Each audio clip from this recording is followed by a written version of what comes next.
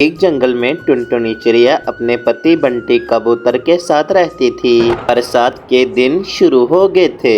दिन टुनटुनी चिड़िया 2 अंडे देती है।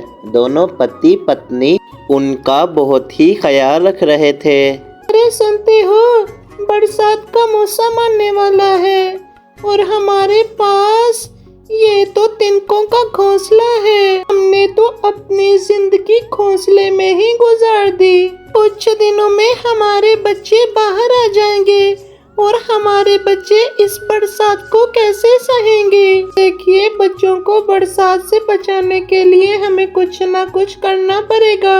टुनटुनी, तुम बिल्कुल ठीक कह रही हो। ऐसा लगता है कि इस बार बरसात ज्यादा ही होने वाली है। देखो, मुझे तो समझ नहीं आ रही कि मैं क्या करूं। खैर, तुम परेशान मत हो, मैं कुछ ना कुछ जरूर सोचता हूँ। इसी तरह दोनों अपने बच्चों को लेकर परेशान थे। वो दोनों अपने बच्चों को कोई तकलीफ नहीं देना चाहते थे। ऐसे ही कुछ दिन गुजर जाते हैं और टुनटुनी के बच्चे अंडों से बाहर आ जाते हैं। टुनटुनी अपने दोनों प्यारे बच्चों को देखकर बहुत ही खुश हो रही थी। देखिए जी, हमारे बच्चे कितने ही प्यारे हैं, इन्हें किसी की नजर ना लगे। एक दिन जंगल में काले काले बादल छा जाते हैं। टुनटुनी सब्जियां लेने के लिए बाजार जा रही थी। वो काले बादलों को देखकर एक जगह पे रुक जाती है। बाप रे बाप, बारिश का मौसम तो शुरू हो गया है। अगर बारिश शुरू हो गई तो मैं अपने बच्चों को लेकर कहाँ जाऊंगी। हमारे पास तो टूटा फूटा घोंसला है, पक्का घर तो है ही नहीं। मैंने बंटी को कहा था कि कोई पक्का घर बना लो, लेकिन वो है कि सुनता ही नहीं।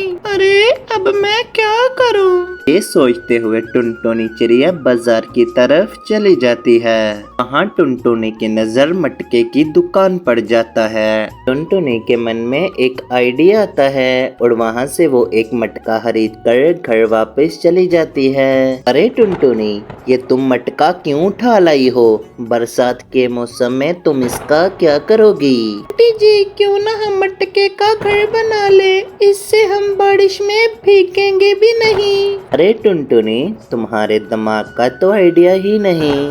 ये तुम्हारा आइडिया बहुत अच्छा है। फिर दोनों मिलके मटके का घर बनाते हैं और अपने घर में रहने लगते हैं। कुछ ही दिनों में बरसात होने लगती है। टुनटुनी चिड़िया को बरसात की कोई चिंता नहीं थी। इधर जंगल के पक्षियों का घोंसला टूट गया था। सभी घर से बेघर हो गए थे। तभी कालू कौवे की नजर टुनटुनी के मटके पर पड़ती है। ये क्या? यहाँ पर तो टुनटुनी चिड़िया मटका घर बनाकर बहुत आराम से रह रही है। कालू कौवा टुनटुनी के मटका घर पे जाकर कहता है, टुनटुनी बहन, तुम तो बहुत ही चालाक निकली।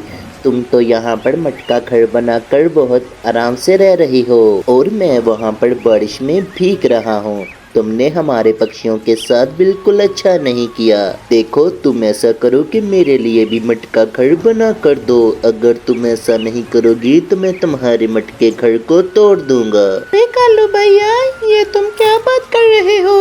अगर तुम चाहो तो तुम मुझसे ही एक मटका घर बनाकर रह सकते हो। टुनटुनी चिड़िया, जंगल में किसी पक्षी को मटका घर बनाना नहीं आता। देखो, तुम्हें ऐसे करना होगा कि तुम्हें पक्षियों को मटका घर बनाना सिखाना होगा। फिर टुनटुनी चिड़िया जंगल के सारे ही पक्षियों को मटका घर बनाना सिखा देती है। जंगल के सारे ही पक्षी मटका घर बनाकर बहुत ही आराम से बीच रह रहे होते हैं। अरे कालू जी, देखो टुनटुनी चिड़िया ने हमें कितना प्यारा मटका घर बना कर दिया है। हम तो हर वक्त टोनी चिड़िया को सताते ही रहते हैं, लेकिन टोनी चिड़िया इतनी भी बुरी नहीं। अगर आज टोनी चिड़िया ना होती तो हम बारिश में भीग रहे होते। जी, आप बिल्कुल ठीक कह रहे हो। टुनटुनी चिड़िया तो बहुत ही अच्छी है, लेकिन हमने हर बार उसे बेवकूफ बनाया है। वाकई में ही टुनटुनी चिड़िया तो बहुत ही अच्छी है। हमने उसे कितनी बार बेवकूफ बनाया है, उसके बावजूद उसने हमें कितना प्यारा मटका घर बना कर दिया है। देखो गोरी कवि, मुझे बहुत भूख लग रही है, कुछ खाने को है तो मुझे दे दो। देखिए कालू जी, आप क्या हर वक्त खाने पीने की बातें करते रहते हो? भोजन तो आप कभी लेने ही नहीं जाते। बारिश बंद होगी तो भोजन लेने के लिए मैं जाऊंगी, फिर खाना मिलेगा आपको। फिर कालू कौवा अपने घर में खुशी खुशी रहने लगता है। अरे दोस्तों, हमारी यह कहानियाँ देखने के लिए हमारे चैनल को सब्सक्राइब करें, बेल आइकन को प्रेस करना मत भूलना।